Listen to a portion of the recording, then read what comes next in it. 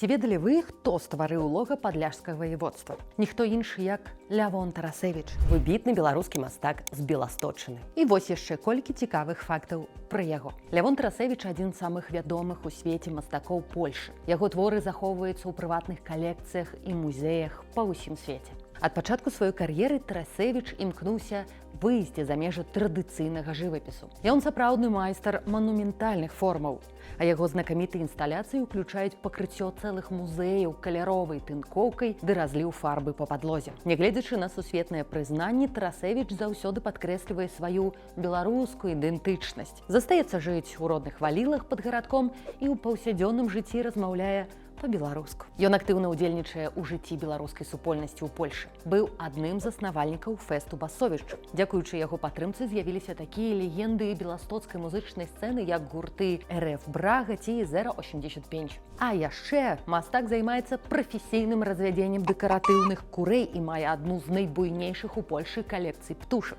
Ну што тут скажаш? Таленавіты чалавек, таленавіты ва ўсім.